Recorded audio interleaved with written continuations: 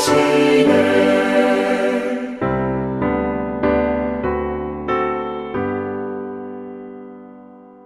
오늘 하나님의 말씀은 예레미야서 30장 1절부터 11절까지 말씀입니다. 여호와께로부터 말씀이 예레미야에게 임하여 이르시니라. 이스라엘의 하나님 여호와께서 이같이 말씀하여 이르시기를 내가 네게 일러준 모든 말을 책에 기록하라. 보라, 내가 내 백성 이스라엘과 유다의 포로를 돌아가게 할 날이 오리니 내가 그들을 그 조상들에게 준 땅으로 돌아오게 할 것이니 그들이 그 땅을 차지하리라. 여호와께서 이스라엘과 유다에 대하여 하신 말씀이 이러하니라. 여호와께서 이와 같이 말씀하시되 우리가 무서워 떠는 자의 소리를 들으니 두려움이요 평안함이 아니로다. 너희는 자식을 해산하는 남자가 있는가 물어보라. 어찌하여 모든 남자가 해산하는 여자같이 손을 자기 허리에 대고 모든 얼굴이 겁에 질려 새팔에 젖는가. 슬프다 그날이여. 그와 같이 엄청난 날이 없으리라. 그날은 야곱의 환난의 때가 되미로다. 그러나 그가 환난에서 구하여 냄을 얻으리로다. 만군의 여호와의 말씀이라. 그날에 내가 네 목에서 그 멍에를 꺾어버리며 내 포박을 끊으리니 다시는 이방인을 섬기지 않으리라. 그들은 그들의 하나님 여호와를 섬기며 내가 그들을 위하여 세울 그들의 왕 다윗을 섬기리라. 여호와의 말씀이니라. 그러므로 나의 종 야곱아, 너는 두려워하지 말라. 이스라엘아, 놀라지 말라. 내가 너를 먼 곳으로부터 구원하고 내 자손을 잡혀가 있는 땅에서 구원하리니 야곱이 돌아와서 태평과 안락을 누릴 것이며 두렵게 할 자가 없으리라. 이는 여호와의 말씀이라. 내가 너와 함께 있어 너를 구원할 것이라. 너를 흩었던 그 모든 이방을 내가 멸망시키리라. 그럴지라도 너만은 멸망시키지 아니하리라. 그러나 내가 법에 따라 너를 징계할 것이요 결코 무죄한 자로만 여기지는 아니하리라. 1절에 보면 여호와께로부터 말씀이 예레미야에게 임하여 이르시니라. 2절에 이스라엘 하나님께서 이와 같이 말씀하여 이르시기를 내가 내게 일러준 모든 말을 책에 기록하라 라고 말씀합니다. 하나님께서는 예레미야에게 말씀을 주시고 그 말씀을 기록하라라고 말씀을 주십니다. 그 이유가 뭘까요? 물론 이제 그 책이 기록되면 그 당시에 이스라엘 백성들에게 전해질 수 있기 때문에, 그렇죠? 이게 편지로 돼서 온 이스라엘 백성들에게 전합니다. 그래서 모든 이스라엘 백성들이 예레미야 옆에 있지 못하더라도 모두가 다 하나님의 말씀을 듣도록 하기 위해서도 맞습니다. 그런데 또 다른 이유가 있습니다. 그건 뭐냐면 이제 나중의 세대, 바로 우리로 말하면 지금 우리의 세대죠. 우리의 세대가 이 쓰여진 이 말씀을 대할 때 이 말씀은 지금 우리 현재의 삶 속에서도 이루어지는 말씀이기 때문에 그 말씀이 남겨져야 한다라는 거죠. 그러니까 이 또 다른 그러니까 시제를 얘기할 수 있어요. 그 당시의 사람들에게 해당되는 말씀이에요. 이스라엘 백성들, 포로로 잡혀가 있는 이스라엘 백성들에게 해당되는 말씀이기도 합니다. 또 다른 시제는 뭐냐면 지금 우리들에게 이루어지는 말씀이기 때문에 이 두 번째 시제가 있죠. 또 세 번째 시제가 있어요. 또 다른 시제는 뭐냐면 바로 예수님이 재림하셨을 때 완전히 이루시는 거죠. 예수님이 재림하셨을 때 완전히 이루시는 바로 그때를 말씀하기도 한다라는 거예요. 그때 말씀이 남아 있어야 되죠. 예. 그리고 이 말씀이 남아 있기 때문에 우리는 지금 현재 이 말씀을 가지고 믿고 믿음으로 반응하고 위로를 받고 힘을 얻을 수 있는 거고, 또 미래에 이 말씀이 남아 있는 말씀 때문에 미래의 소망을 가지고 살아갈 수 있게 되어지는 거죠. 그래서 하나님께서 예레미야에게 이 말씀을 기록하라라고 말씀합니다. 그러면서 3절에 보면 여호와의 말씀이니라. 보라, 내가 내 백성 이스라엘과 유다의 포로를 돌아가게 할 날이 오리니 내가 그들을 그 조상들에게 준 땅으로 돌아오게 할 것이니 그들이 그 땅을 차지하리라. 여호와께 여호와께서 말씀하시느니라. 그렇죠? 포로로 돌아올 것이다. 포로에서 돌아올 것이다. 라고 말씀을 하십니다. 근데 돌아오는 과정이 그렇게 쉽지만은 않아요. 네, 왜냐하면 계속해서 말씀 보면 4절에 여호와께서 이스라엘과 유다에 대해 하신 말씀이 이러하니라 하면서 설명해 가죠. 5절에 여호와께서 이와 같이 말씀하시되 우리가 무서워 떠는 자의 소리를 들으니 두려움이요 평안함이 아니로다. 그렇죠?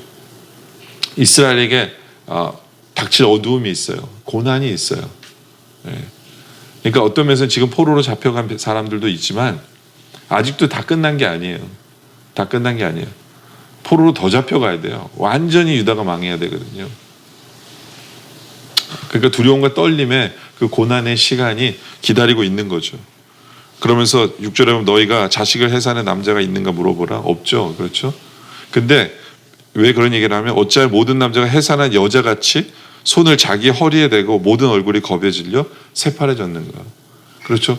바벨론이 쳐들어와서 완전히 유다를 망하는 것이 마치 여자의 해산의 고통을 겪는 거거든.